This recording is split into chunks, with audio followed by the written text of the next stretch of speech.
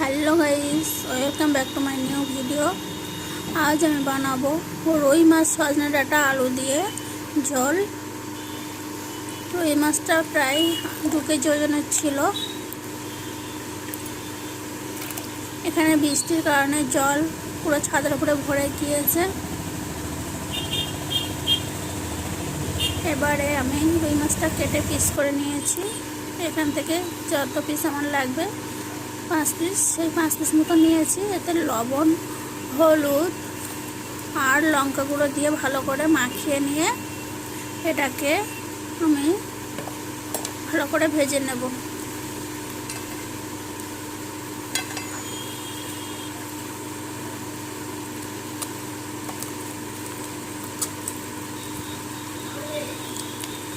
বলো বলো না, আমি ধরিয়েছি, তুমি যাও, চলো।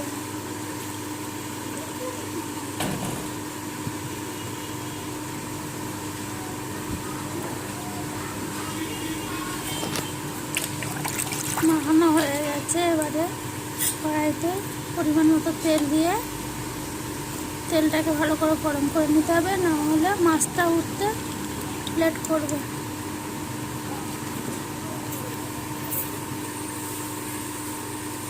তেল গরম হয়ে গেছে, আর মাছগুলো দিয়ে ভালো করে ভেজে নেব লাল লাল করে।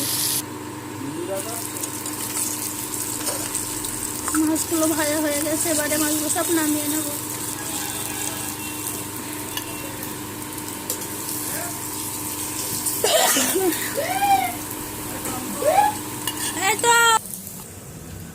মাছগুলো ভেজে তুলে নেওয়া হয়ে গেছে। তারপরে ওই কড়াইয়ে তেলের মধ্যে এবারে আলুগুলো আমি ভালো করে ভেজে নেব,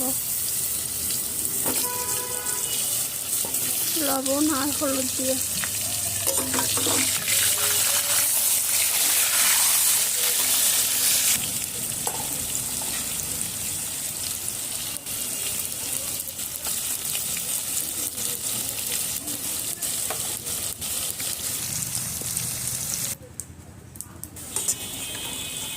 ভালো করে ভেজে নেওয়া হয়ে গেছে, এগুলো এবারে নামিয়ে নেব। নিয়ে ওই তেলের মধ্যে আমি সজনে ডাঁটাগুলো ভালো করে ভেজে নেব।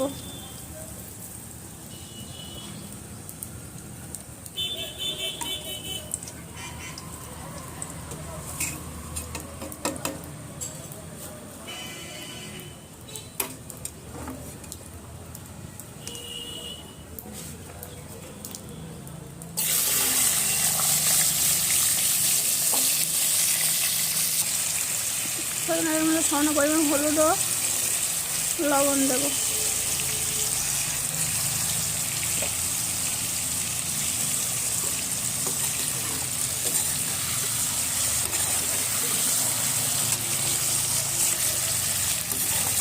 ভাজা হয়ে গিয়েছে ভালো করে, এগুলোকে আমি নামিয়ে নেব।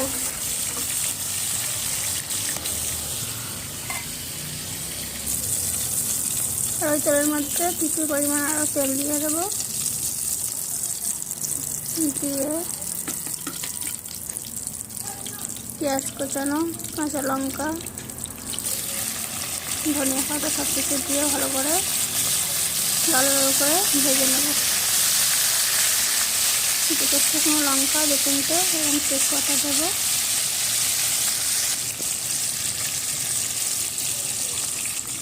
আদা রসুন পেস্ট 1 চামচ পরিমাণ দেব।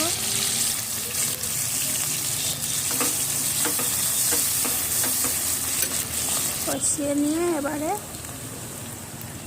এর মধ্যে আলুগুলো দিয়ে দেবো। দিয়ে আবার নেড়ে চেড়ে নিয়ে ভালো করে স্বাদ অনুযায়ী লবণ, হলুদ 1 চামচ পরিমাণ, লঙ্কা গুঁড়ো 1 চামচ পরিমাণ দিয়ে আবার ভালো করে নেড়ে চেড়ে নেব।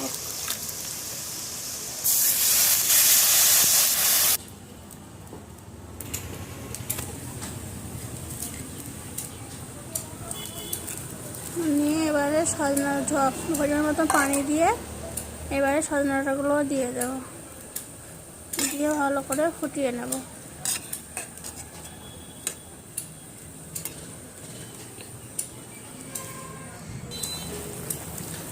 বলক উঠে আসবে যখন, ওই পর্যায়ে আমি মাছগুলো সব দিয়ে দেবো।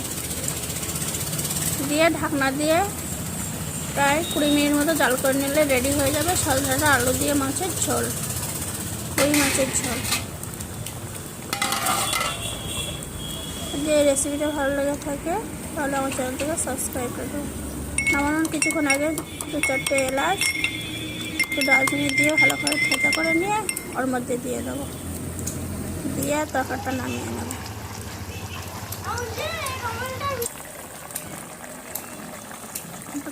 চার পাঁচটা কাঁচা লঙ্কা দিয়েছি। আজকের মতো ভিডিওটা শেষ করলাম। Tata, bye. ভালো লাগলে কমেন্ট করে জানাবেন ভিডিওটা।